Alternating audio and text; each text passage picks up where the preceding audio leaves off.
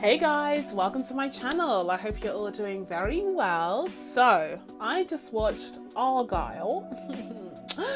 Let's talk about it. So Argylle is directed by Matthew Vaughn, who also directed Kick-Ass, X-Men First Class, and one of my favourite films of all time. One of my favourite films ever made, okay? Kingsman: The Secret Service. Yes, Matthew Vaughn is the creator of the Kingsman franchise, but here we have a whole new project, this time around diving into this fictional character called Argylle, who is this stereotypical James Bond-like spy, traversing the world, going on these wild missions, encountering these beautiful, sexy women, except there's a twist, because not all is as it seems in this story. And so we are going to be diving into the twists and turns of this ridiculous, insane spy caper in this video. If that sounds good to you, then keep watching. As per usual, if you haven't already, please be sure to subscribe to my channel and make sure you turn on your notifications so that you can be told when I upload next. But without further ado, let's dive into this. So before we get started, just a fair warning that this is going to be a spoiler review. There is a major plot twist in the film that if you wanted that to be kept secret, then you probably shouldn't watch this video. So like, go watch the film if you want to, and then come back and we can chat about it together. Okay, let's dive into this. So despite what the advertising may fool you into thinking, this story isn't actually centered on Henry Cavill's Argylle. No. It's actually centered on Bryce Dallas Howard's Elle Conaway, who is this reclusive author of the Argylle books. She has written all of these books centered on this, international spy who's very similar to the likes of Archer, for instance. And, she writes all of these crazy adventures for this character.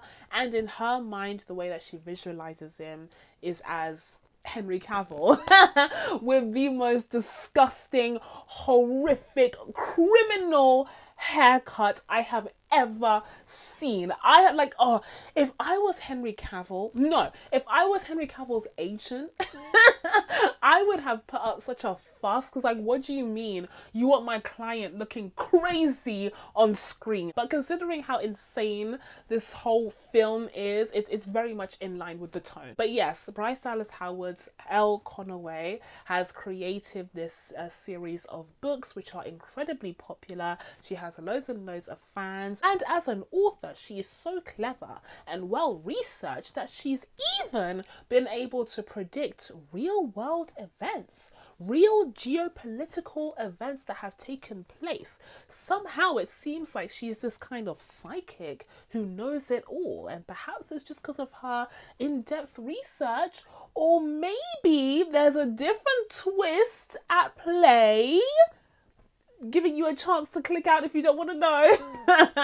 Because in reality it turns out that it's none other than she who is the real agent Argylle. It turns out that Elle Conaway is just this, secondary character that was created by the division, the directorate, the bad guys, okay, who brainwashed Agent Argylle, or should I say Rachel Kyle, that's her real name. Her real name is Rachel Kyle. But Rachel Kyle was an undercover spy working for the CIA, but also the division.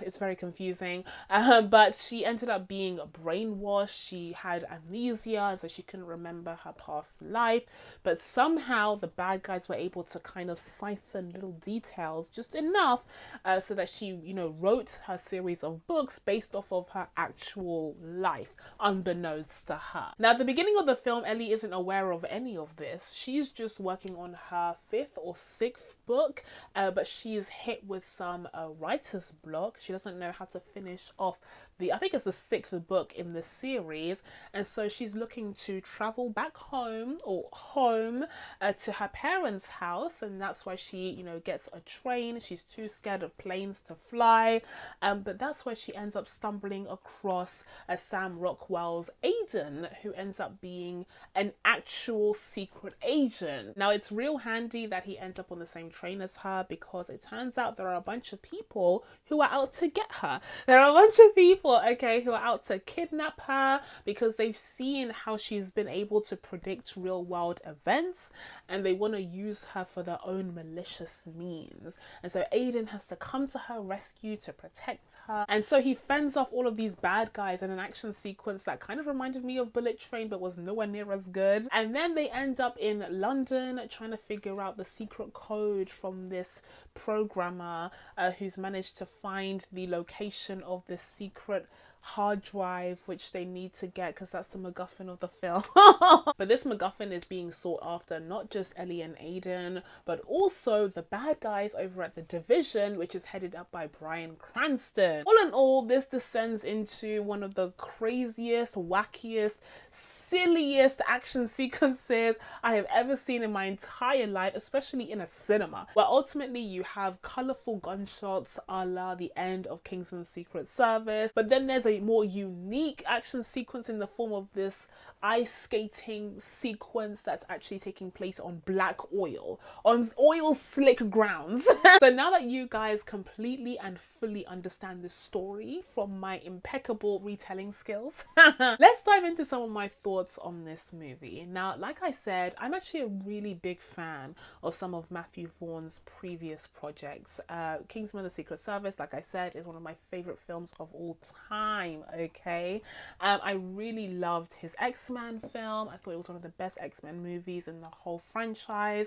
And I also really enjoyed the first Kick-Ass film. The second one was unwatchable, but the first one was really, really cool. So Matthew Vaughn has done some really brilliant work in the past, and I really like his more light-hearted, comedic sensibilities that can be a little bit silly and wacky and kitsch. But when they have like a strong story and strong characters, they really, really work. But unfortunately, this Argylle movie has neither a strong story or strong characters. So as I mentioned before, the first thing you need to know about this film is that it's not about Henry Cavill's Agent Argylle in the slightest. It turns out that Ellie Conaway is actually the main character of this story, but you wouldn't know it from the advertising of this movie, which I think was really uncool and really deceptive. People want to talk about deceptive advertising for movie musicals, but this right here was the biggest lie so far in 2024, okay? Because Henry Cavill was barely in this thing, and when he was in this thing, it was very jarring and it kind of broke up the action sequences in a really unpleasant way. He's supposed to represent this inner spy that Ellie had in her all along, even before she was reminded of her past life. But the execution was very uneven and, like I say, very jarring, that it just wasn't a really great effect when you had these like flashes of, Henry Cavill's Argylle being intercepted with Sam Rockwell's Aiden as he performed his spy duties at the same time. And the symbolism itself was a bit messy and confusing, because initially I thought Agent Argylle was supposed to represent Sam Rockwell's character, and so when Ellie was kind of watching him, fight people, take down bad guys, and she would blink and see Agent Argylle in his stead, I thought that, she was kind of comparing, Agent Argylle with Aiden. But then it's revealed that Agent Argylle is supposed to be the embodiment of Ellie, or rather Rachel, and in her past life, she is the actual Agent Argylle. Like I said, her name is Argylle. But then that doesn't really make sense, because you have a scene where Sam Rockwell's Aiden is dressed like a real life Agent Argylle, and he even has the weird haircut or an approximation of it. And so it's like, which one is it? Is it supposed to be Ellie or is it supposed to be Aiden? Like, who is supposed to be Agent Argylle? Ultimately, it would have made more sense if Ellie was dressed like Agent Argylle, because she's supposed to be him. He's supposed to be the embodiment of her. And Sam Rockwell's character Aiden would have been dressed like John Cena's character, because he's supposed to be Agent Argylle's right-hand man in the book series. And that's the comparison that they make for the two there. So like I said, the symbolism of the character of Agent Argylle was very muddled and messy. It just feels like they wanted to have their cake and eat it too. And by cake, I mean both Henry Cavill and Sam Rockwell both rocking the most incredibly stupid haircut I've ever seen in my entire life. And unfortunately, the dodgy writing doesn't just stop there. I think the mission itself was really poorly written, and that's really surprising considering Matthew Vaughn has written some pretty good missions in the past.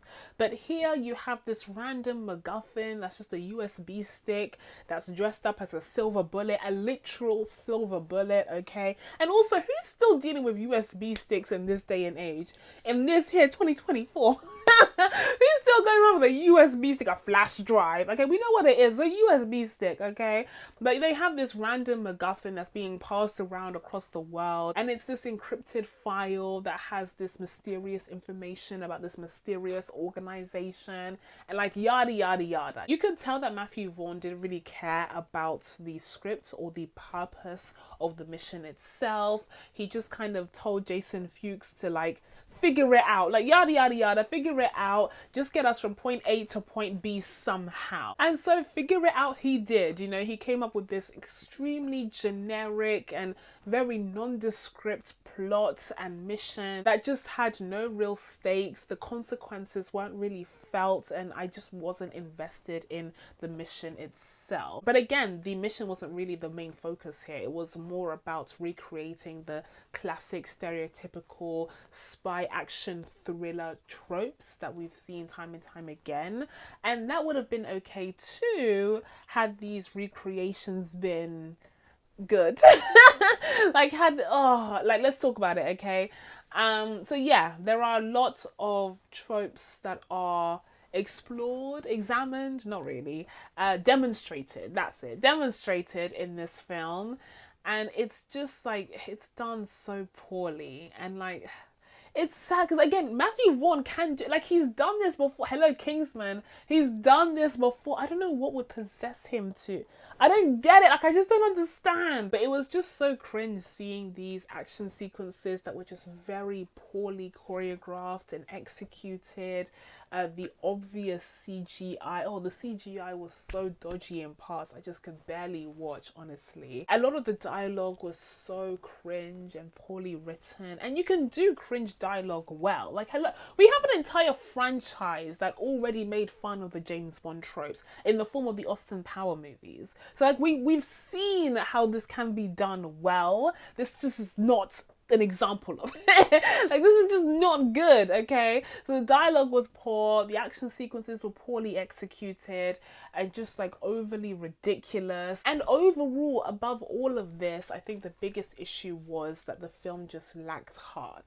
It lacked heart, you know, like even when you're trying to make fun of these tropes and, you know, parody them, I think it is important to have some heart and some sincerity in the middle of that story to ground the characters and make them feel at least somewhat relatable. But it lacked that for the most part. I think the closest that we got was from Sam Rockwell's character. I did almost buy into his relationship with Ellie or Rachel. I thought that they actually had really good chemistry together. You know, it wasn't exceptional, it wasn't amazing, but they were decent together, not gonna lie. But then just as I was pulled into their little romance, there would be something ridiculous, something stupid that would happen, and I'd be like, oh, like, we're back to this again.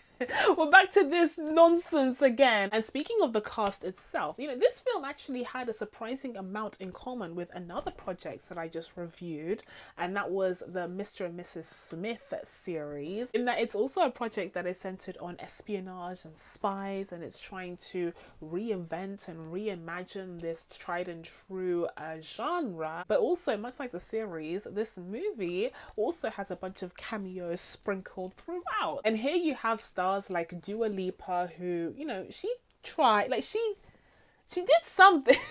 It worked for the role that she had in the film. Yeah. So yeah, Dua Lipa, John Cena, Henry Cavill, who yes is pretty much a glorified cameo. Samuel Jackson is in this, which was a lovely surprise. Okay, I literally smiled when I saw him. It definitely gave me Kingsman vibes. But this time around, he's a good guy, which is fine. But you could tell that he was phoning it in. Like you could tell, like he got to shoot his scenes in like a few days. He sat in front of a massive screen that had the Lakers game on. Like he was just chilling. Okay, this was an easy paycheck. But yes, he was in this film, as was Sophia Patella, who was also in the first Kingsman movie. So there are some familiar faces here. So whilst the cameos were fun, it was nice to see these famous faces dotted throughout. Ultimately, though, I do think they felt more gimmicky than integral to the story. And speaking of the cast itself, when it comes to my thoughts on the main cast, I have to say, I didn't mind Bryce Dallas Howard's performance in this movie. I don't think it's the strongest performance that she's ever given. I didn't love the way that the character was written, both versions, or rather all 10 versions of the character, because she has all these different personalities. But, you know, I think she was decent. I like the fact that it was essentially a female-led spy action comedy movie directed by Matthew Vaughn. Like, that's new. He's trying something new. That's fun. I just wish the writing was better, and I wish that she had been given better direction, and I wish that the action sequences weren't as ridiculous. You know, I wish a lot of things. But overall, I think Bryce Dallas Howard gave a decent performance. I think she was pretty well cast in the role, considering that she had to play this introverted, recluse author who ended up being this secret spy. And I think she did a pretty good job with both versions of the character, although she definitely excelled more as the reclusive author in comparison to the spy. But the true highlight for me when it came to this film was Sam Rockwell. You know, I haven't said this enough on this channel, but I'm actually a really big fan of Sam Rockwell. Like, I really am, actually. I really, really am. I enjoy his work. And he's definitely one of those actors where even if the project he's in is less than perfect, like even if it's a slog, even if I'm struggling whilst I'm watching the project, he does tend to be the best part of the project still. He does help make it watchable. And so yeah, I'm a really big fan of his. And as I've said before, I would like to see more of his Justin Hammer in the MCU in the near future. Hopefully we'll get it for Armor Wars. But in the meantime, I did have a fun time with his performance here. Sam Rockwell just has this kind of like easy breezy air to him where he's like all casual one moment and then the next he could be lethal. Like he's just a more lethal version than Woody Harrelson. Like he has that switch up that Woody Harrelson just doesn't have. So yeah, I enjoy that a lot, and I think it suited the role perfectly for this film. So overall, when it comes to my thoughts on Argylle, this is an interesting one because honestly, I didn't love the individual elements. I thought the script was pretty weak. The action sequences and set pieces were poor remakes of some of Matthew Vaughn's previous work, and also poor imitations of other, action sequences from other directors. It lacks the stylistic quality of even Bullet Train by David Leitch.